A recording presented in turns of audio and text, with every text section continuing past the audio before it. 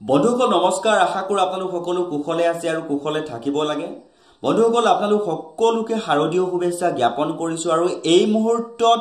ৰাজ্য চৰকাৰৰ ৰাজ্যিক কৰ্মচাৰীৰ চাকৰিৰ সৈতে জড়িত এটা যি গুৰুত্বপূৰ্ণ ইনফৰমেশন হেহতিয়াকৈ প্ৰকাশ হৈছে সেই গুৰুত্বপূৰ্ণ ইনফৰমেশনটো আপোনালোকক স্ক্ৰিনত দেখাবলৈ যত্ন কৰিছো চাওক অসম চৰকাৰৰ ৰাজ্যিক কৰ্মচাৰীৰ চাকৰিৰ সৈতে জড়িত এটা ভয়ংকৰ খবৰ আহিছে বন্ধুসকল এই গুৰুত্বপূৰ্ণ ইনফৰমেশনটো পোৱাৰ লগে লগে আপোনালোকক জনাবলৈ যত্ন কৰিলো আৰু ইয়াৰ পাছৰ ইনফৰমেশনসমূহ দেখাবলৈ যত্ন কৰিছো চাওক একাংশ চাকৰিয়ালক চাকৰিৰ পৰা বৰখাস্ত কৰাৰ প্ৰস্তুতি আৰম্ভ হৈছে এটা গুৰুত্বপূৰ্ণ ইনফৰমেশন বুলি ক'ব পাৰি বন্ধুসকল এইখিনিতে আপোনালোকক এটা সৰুকৈ অনুৰোধ জনাবলৈ বিচাৰিছো যদি আপুনি প্ৰথমবাৰৰ বাবে আমাৰ চেনেলৰ ভিডিঅ'সমূহ চাই আছে অনুগ্ৰহ কৰি অকনমান সময় উলিয়াই চেনেলটোৰ আন ভিডিঅ'সমূহ এবাৰ চকু ফুৰাবচোন নিশ্চয়কৈ আপোনালোকে জানিবলৈ সক্ষম হ'ব যে আমাৰ চেনেলে এজন চাকৰিয়ালৰ চাকৰি জীৱনৰ সৈতে জড়িত বিভিন্ন সময়ত প্ৰকাশ হৈ থকা কিছুমান গুৰুত্বপূৰ্ণ ইনফৰমেশন আপোনালোকক জনাবলৈ যত্ন কৰা হয় তে বন্ধুসকল ইয়াৰ পাছৰ গুৰুত্বপূৰ্ণ ইনফৰমেশনটো দেখাবলৈ যত্ন কৰিছো চাওক ইয়াৰ বাবে অতিৰিক্ত মুখ্য সচিবলৈ পত্ৰ প্ৰেৰণ কৰা হৈছে এটা গুৰুত্বপূৰ্ণ ইনফৰমেশন বুলি ক'ব পাৰি কাৰণ যিসকল চাকৰিয়ালক চাকৰিৰ পৰা বৰখাস্ত কৰাৰ প্ৰস্তুতি আৰম্ভ কৰা হৈছে সেইবাবে মুখ্য সচিবলৈ পত্ৰ প্ৰেৰণ কৰা হৈছে বুলি এটা গুৰুত্বপূৰ্ণ ইনফৰমেশন প্ৰকাশ হৈছে বন্ধুসকল ইয়াৰ পাছৰ গুৰুত্বপূৰ্ণ ইনফৰমেশনসমূহ দেখাবলৈ যত্ন কৰিছো চাওক 2008 চনত হৈছিল অবৈধ নিযুক্তি হাইকোৰ্টৰ নিৰ্দেশত পুনৰীক্ষণ কৰিছিল তালিকা এটা গুৰুত্বপূৰ্ণ ইনফৰমেশন যিসকলক বৰখাস্তৰ বাবে প্ৰস্তুতি কৰি থকা হৈছে তেওঁলোকৰ যিটো এপইন্টমেন্ট হৈছিল সেইটো অবৈধ নিযুক্তি বুলি কোৱা হৈছে আৰু তেওঁলোকৰ এপইন্টমেন্টটো 2008 চনত হৈছিল বুলি উল্লেখ কৰিছে আৰু তেওঁলোকৰ যিটো নিযুক্তি হৈছিল সেই নিযুক্তিটো হাইকোৰ্টৰ দ্বাৰা পুনৰীক্ষণ কৰি তালিকা প্ৰকাশ কৰা হৈছে বুলি উল্লেখ কৰিছে হাইকোৰ্টৰ নিৰ্দেশত তে বন্ধুসকল ইয়াৰ গোটেই ইনফৰমেশনটোৰ সম্পূৰ্ণ সবিশেষ আপোনালোকক দেখাবলৈ যত্ন কৰিছো চাওক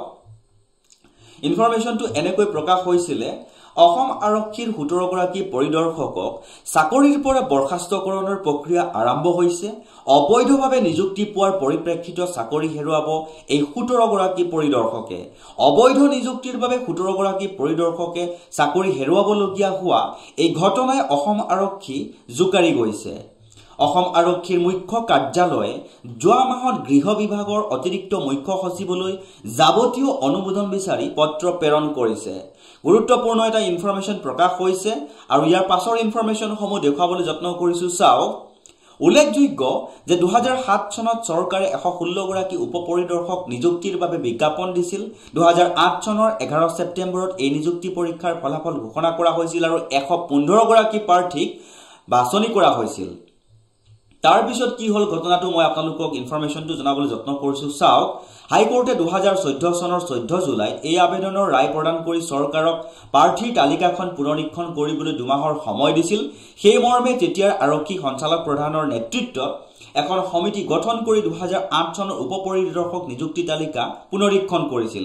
এই পুনৰীক্ষণ প্ৰক্ৰিয়াত 19 গৰাকী অযোগ্য প্ৰাৰ্থী উপপৰিদৰ্শক হিচাপে বাছনি হোৱা বুলি ধৰা পৰিছিল কিন্তু ইতিমধ্যে 2008 চনত 19 গৰাকী প্ৰাৰ্থীয়ে উপপৰিদৰ্শক হিচাপে আৰক্ষী বিভাগত যোগদান কৰিছিল 2017 চনত চৰকাৰে উচ্চ ন্যায়ালয়ত পুনৰীক্ষণ কৰা তালিকাখন দাখিল কৰিছিল ইয়াৰ লগে লগে 19 গৰাকী অযোগ্য উপপৰিদৰ্শকে চাকৰি হেৰুৱাটো নিশ্চিত হৈছিল কিন্তু বিভাগীয় আৰু আইনী মেৰ পেছৰ বাবে এই উপপৰিদৰ্শক কেইগৰাকী চাকৰিৰ পৰা বৰখাস্ত কৰিব পৰা নাছিল এই সময়ছোৱাত তেওঁলোকে পৰিদৰ্শক হিচাপে পদোন্নতিও লাভ কৰে কিন্তু হেহতিয়াকৈ বিষয়টোক লৈ সকলো জটিলতা আতৰাত মুখ্য কাৰ্যালয় অৰ্থাৎ আৰক্ষীৰ মুখ্য কাৰ্যালয় তেওঁলোকক চাকৰিৰ পৰা বৰখাস্তকৰণৰ প্ৰক্ৰিয়া আৰম্ভ কৰিছে এটা গুৰুত্বপূৰ্ণ ইনফৰমেশন প্ৰকাশ হোৱাৰ লগে লগে আপোনালোকক জনাবলৈ যত্ন কৰিলো আৰু আগলৈকো যদি আপোনালোকে এনেকুৱা কিছুমান গুৰুত্বপূৰ্ণ ইনফৰমেশন পলকতে পাই থকাটো বিচাৰে তেনেহলে নিশ্চয় গম পাইছে যে চেনেলটো সাবস্ক্ৰাইব কৰি বেল আইকনৰ নটিফিকেশনটো অন কৰি চেনেলটো হাতত ৰাখিব